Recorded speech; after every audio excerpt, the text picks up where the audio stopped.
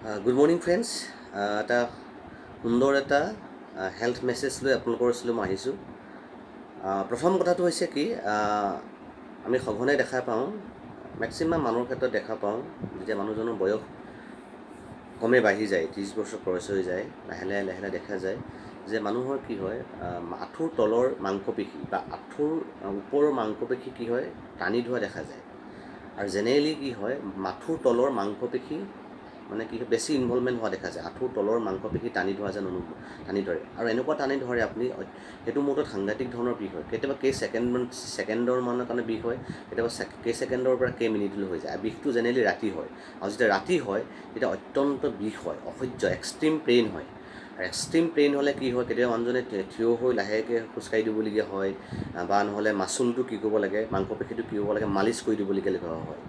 তো মই মানে ক'ব বিচাৰিছোঁ কি কাৰণে হয়, এইটো এটা খুব কমন প্ৰব্লেম হয়। আমি এই প্ৰব্লেমটোৰ বিষয়ে জানো। প্ৰথম কথা হৈছে যে ডিহাইড্ৰেশ্যনৰ কাৰণে হয়। আমাৰ শৰীৰত যদি পানীৰ পৰিমাণ কমি যায়, তেতিয়াহ'লে কি হয়, তেতিয়া আমাৰ এই সমস্যাটো হয়। আৰু পানীৰ পৰিমাণটো কমি গ'লে তেজ চলাচল কৰিব নোৱাৰা হয়, তেজ পৰিবহণ নহয়, তেজৰ পৰিবহণ কমি যায়। তেতিয়াই কি হৈ যায়, কি হয়, আমাৰ কি কয়, আঁঠুৰ তলৰ মাংসপেশী কি টানি ধৰে। 2 নম্বৰ হোৱাৰ কাৰণ কি, যদি আমাৰ শৰীৰত যদি খনিজ পদাৰ্থৰ পৰিমাণ কমি যায়, যেনে ছ'ডিয়াম, যেনে পটাছিয়াম, যেনে মেগনেছিয়াম যদি পৰিমাণ কমি যায়, তেতিয়াও সেইটো প্ৰব্লেম হয়। বিশেষকৈ মেগনেছিয়াম পৰিমাণটো কমি গ'লে হৈ যায়। 3 নম্বৰতে মানে কি কাৰণে হয় বুলি ক'লে, যেতিয়া ভিটামিনৰ পৰিমাণ কমি গ'লে, vitamin D, vitamin B complex, vitamin E, এনেকুৱা ধৰণৰ যদি ভিটামিনৰ যদি পৰিমাণ যদি শৰীৰত কমি যায়, তেতিয়াহ'লে এই প্ৰব্লেমটো হয়। নেক্সট কি কয়, আৰু কি কাৰণে বাৰু, যিবিলাক ডায়েবেটিছ পেচেণ্ট আছে, তেওঁ ডায়েবেটিছ বা থাইৰয়ড থকা পেচেণ্টৰ এই সমস্যাটো হয়। নেক্সট কি কি মানে হয়, যিবিলাক মানে মদ্যপান কৰে, যিবিলাক মানুহে মেক্সিমাম মদ্যপান কৰে, সেইবিলাক মানুহৰো এই সমস্যাটো হৈ যায়। আৰু নেক্সট কিছুমান মেডিচিন খালে হয়। কি মেডিচিন খালে হয়, এজমা কোনোবা পেচেণ্টে যদি এজমেটিক যদি দৰৱ খাই আছে, বা নেক্সট আপোনাৰ যদি কি কয় ইনহেলাৰ লৈ আছে, অ'কে, কাৰোবাক গৰ্ভনিৰোধক কিছুমান মানুহে ধৰি লওক গুলি মানে দৰৱ খাই আছে, বা কিছুমান মানুহে কি হয়, কেতিয়াবা মানে কি নহয়, পাচাব ফ্ৰী নহয়, যিবিলাক ৰেগুলাৰ কৰিবৰ কাৰণে যিবিলাক এনেকুৱা ধৰণৰ দৰৱ খাই থাকে, যাৰ লিভাৰ বা হাৰ্টৰ প্ৰব্লেম থকা পেচেণ্টবিলাকে খাই থাকে। তো তেনেকুৱা ধৰণৰ পেচেণ্টৰ এই অসুবিধাবিলাক হয়। গতিকে মই আপোনালোকক ক'ব বিচাৰিছোঁ, এতিয়া কথাটো হৈছে কি, জেনেৰেলি এই সমস্যাটো ছমাহৰ মূৰত 3বাৰ বা এবছৰ 4-5বাৰমান হ'ব পাৰে। কিন্তু যাৰ সপ্তাহত 2-3 বাৰলৈকে হৈ আছে, তেওঁলোকে 100% এজন ডাক্তৰৰ পৰামৰ্শ লোৱাৰ প্ৰয়োজন আছে। আৰু ডাক্তৰৰ লগত পৰামৰ্শ কৰিব গ'লে তেখেতৰ কিছুমান টেষ্ট কৰিব দিব, তেখেতৰ কিডনী, লিভাৰ, হাৰ্ট বা এইবিলাক চববিলাক টেষ্ট কৰিব দিব। যদি তেওঁলোকৰ কোনো টেষ্টত যদি নৰ্মেল হয়, টেষ্টত যদি কোনো বেমাৰ নাই, অ'কে, ছাপ'জ তেওঁ ডায়েবেটিছ যদি নৰ্মেল, কিডনী যদি নৰ্মেল, বা তেখেতৰ থাইৰয়ডো নৰ্মেল, হেল্থৰ কোনো মানে হাৰ্টৰ প্ৰব্লেম নাই, লিভাৰ প্ৰব্লেম নাই, এভৰিথিং নৰ্মেল, তেতিয়াহ'লে আমি সেইজন ব্যক্তিক আপুনি আমাৰ কিছুমান ছাপ্লিমেণ্টৰ যোগেদি আমি তেখেতক ভাল কৰিব পৰা যায়। খুব ইম্পৰ্টেণ্ট কথা, ছাপ্লিমেণ্টৰ যোগেদি। ছাপ্লিমেণ্টটো কেনেকুৱা ধৰণৰ হ'ব, তো জাকিমত আছে 95।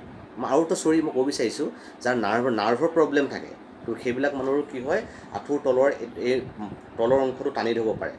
সেইবিলাক সেইবিলাক ব্যক্তিয়ে আমাৰ প্ৰডাক্ট খাব পাৰে। আমাৰ প্ৰডাক্ট কিবা 95, একমাত্ৰ 95, 2 নম্বৰ স্পিলুনা গোল্ড, নেক্সট হৈছে নিউট্ৰিলাইফ। যদি অত্যন্ত বিষ হয়, নবেদনা কেপচুল এণ্ড নবেদনা জেল তেওঁ লগাব পাৰে। কণ্টিনিউৱাছ যদি তেওঁ মোটামুটি 2 মাহ বা 3 মাহ যদি কৰে, মই 2 মাহ 3 মাহ কথা নকওঁ, ফাৰ্ষ্ট 1 মাহ যদি কৰি যায়, যদি ৰেছপন্স ভাল পায়, তো আনাদাৰ যদি তেওঁ 1 মাহ কৰি দিয়ে, এই প্ৰব্লেমটো 100% কি হয়, নিৰাময় হয়। আৰু সেইসকল লেগ ক্ৰেম্পছ যি পেচেণ্ট হয়, যিটো কয় ভৰিৰ তলটো টানি থোৱাৰ, এইটোক কয় লেগ ক্ৰেম্পছ বুলি কয় ছায়েন্সৰ ভাষাত। লেগ ক্ৰেম্পছটো যাৰ হয়, তেওঁলোকে মেক্সিমাম সেউজীয়া শাক পাচলি, মেক্সিমাম মানে কল বা এনেকুৱা ধৰণৰ ফ্ৰুটছ খোৱাৰ প্ৰয়োজন আছে।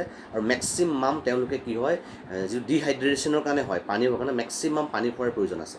গতিকে এনেদৰে যদি আমাৰ নিজৰ যদি কিবা হৈছে, বা আমাৰ কাৰোবাৰ ডিষ্ট্ৰিবিউটৰ যদি কাৰোবাৰ হৈছে, আমাৰ টীমত যদি কাৰোবাৰ হৈছে, বা ফিল্ডত যদি আমি কাম কৰা যদি মানুহৰ যদি এনেকুৱা সমস্যা পাইছোঁ, তেতিয়াহ'লে আমি এইকেইটা ছাপ্লিমেণ্ট দি তেওঁক আমি নিৰাময় কৰিব পৰা হয়। গতিকে আপোনালোকক মই ৰিকুৱেষ্ট কৰিছোঁ, তো আপোনালোকে আমাৰ প্ৰডাক্টখিনি, আপুনি এইখিনি প্ৰডাক্ট 95, নিউট্ৰিলাইফ, বা আপোনাৰ স্পিৰুলিনা গোল্ড বা এইখিনি প্ৰডাক্ট যদি আপুনি খাই থাকে তো এনেকুৱা ধৰণৰ যিবিলাক প্ৰব্লেম আপোনালোকক হোৱাত আপোনাৰ নহয়েই। গতিকে আমি হোৱাৰ পিছত চিন্তা কৰাতকৈ নোহোৱাৰ আগতে আমি ইয়াৰ প্ৰতি আমি সাৱধান হোৱাটো প্ৰয়োজন আছে।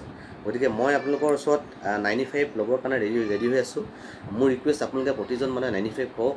আমি এনেকৈ ৰাতিপুৱা নতুন মেছেজ লৈ আমি নতুন এটা হেল্থি আমি গুড মৰ্ণিং আপোনালোকক উইচ কৰিম। গতিকে মই যিমানবিলাক বস্তু দিছোঁ আপোনালোক মেছেজ কৰিছোঁ চায়েন্স মেছেজ হয়, আপুনি 2-3 বাৰ শুনিব। ইয়াৰ পিছত আমাৰ কি হ'ব, ফিল্ডত কাম কৰিবৰ কাৰণে খুব ইজি হ'ব। আৰু ফিল্ডত আমি যদি এইখিনি কথা মানুহজনক ধুনীয়াকৈ এনেকুৱা এজন যদি ৰোগীক যদি আমি এনেকৈ যদি কথাবিলাক যদি কি কাৰণে হৈছে কাৰণটো দৰ্শাই যদি আমি তেখেতক যদি আমি প্ৰথম যদি আমি ক'ব পাৰোঁ তেতিয়াহ'লে আমি যিখিনি তেওঁ ছাপ্লিমেণ্ট দিওঁ, যিখিনি বস্তু আমি ধৰক আমি 2টা মেডিচিনেই দিওঁ ধৰি লওক, তো তেওঁ একচেপ্ট কৰিব। কিন্তু এইটো খালে ভাল হ'ব বুলি কৈ থাকিলে নাখাব। তেওঁ কাৰণটো যদি দৰ্শাই আমি কৰিব পাৰোঁ তেতিয়াহ'লে ডেফিনেটলি কি হ'ব, তেখেতে আমাক কি কৰিব। Thank U.